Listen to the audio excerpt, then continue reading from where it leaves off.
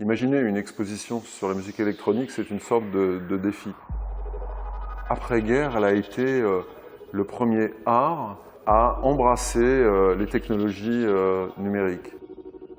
Le rapport entre les musiciens, les ingénieurs et les nouveaux possibles ouverts par l'informatique, plus tard le numérique, ont finalement éclairé de nouvelles pratiques qui permettent aux hommes d'aborder des domaines, la musique, d'une manière complètement différente. Et ce qui est très intéressant, c'est que les personnes qui ont permis cette bascule et cette exploration de la musique électronique sont des gens particuliers, à la fois ingénieurs, artistes passionnés par la technologie. Ils ont ouvert finalement les possibles et l'utilisation de l'ordinateur, cette machine universelle, pour inventer simplement, sans que personne le remarque, de nouvelles manières d'écrire la musique de manière différente, et puis de travailler terriblement sur les interfaces pour opérer tout ça, donc les évolutions logicielles, les évolutions du matériel qui doivent retranscrire les possibles du numérique. Après la Deuxième Guerre mondiale, on faisait du son électronique avec des composants analogiques. Et là, c'est comme la chimie, donc c'est des signaux qui se mélangent et qui donnent un résultat. Aujourd'hui, c'est complètement différent.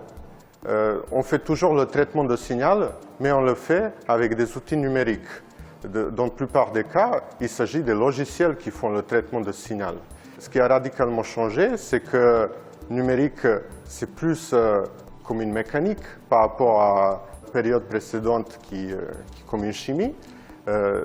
On est sûr de ce qu'on va obtenir, c'est toujours pareil et c'est bien maîtrisé. Et puis, grâce à la démocratisation des outils numériques, aujourd'hui, beaucoup de gens peuvent pas seulement créer de la musique, mais créer aussi des instruments de la musique. Et c'est pour ça qu'on voit des nouveaux acteurs dans ce champ, des nouveaux luthiers, qui sont des designers, des makers, des scientifiques, des artistes, qui se lancent dans la création des nouveaux instruments. L'atelier, c'est l'endroit de l'exploration des nouvelles machines pour faire de la musique. Mais aussi, on a réservé une partie aux 4 instruments de base de la musique électronique, comme synthétiseur, boîte à rythme, séquenceur et vocodeur. Et puis, certains d'entre eux sont légendaires, comme Minimoog ou comme TR-808, qui ont été laissés aux gens pour les tester pour de vrai. C'est une des rares occasions que les gens peuvent voir pour de vrai et toucher ces instruments qui sont aujourd'hui devenus très rares, mais qui restent des légendes. La manière dont on a exposé, dont on a organisé l'exposition Electrosound du Lab au Dance Floor, elle s'articule autour de grandes époques qui démarrent symboliquement à peu près dans l'après-Seconde Guerre mondiale, à partir de 1948 jusqu'à 1968. C'est 20 ans de recherche, d'invention du côté de la musique savante, dans des studios, des laboratoires que sont le GRM à Paris, le studio de musique électronique à Cologne de Stockhausen, et puis des dizaines et des dizaines d'autres studios et laboratoires de recherche qui dépendent soit des grands organismes de radio ou de télé, soit de grandes universités comme aux États-Unis par exemple.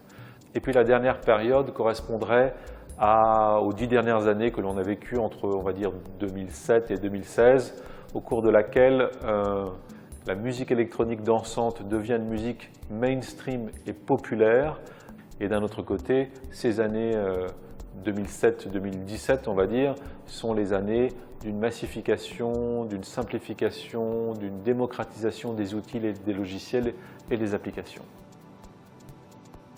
En fait, l'histoire de la musique électronique, au-delà de nos vies, de nos fêtes et de nos souvenirs, c'est surtout une histoire d'innovation, une histoire d'invention qui est un modèle assez méconnu, paradoxalement, qui a éclairé finalement toutes les 70 dernières années et ouvert les possibles de capacitation et d'empowerment, comme on dit en Angleterre, qui permet aux amateurs, c'est-à-dire aux gens qui ont envie simplement, et puis aux professionnels, d'explorer d'une autre manière la création artistique en la renouvelant totalement. C'est un peu le propos d'Electrosound.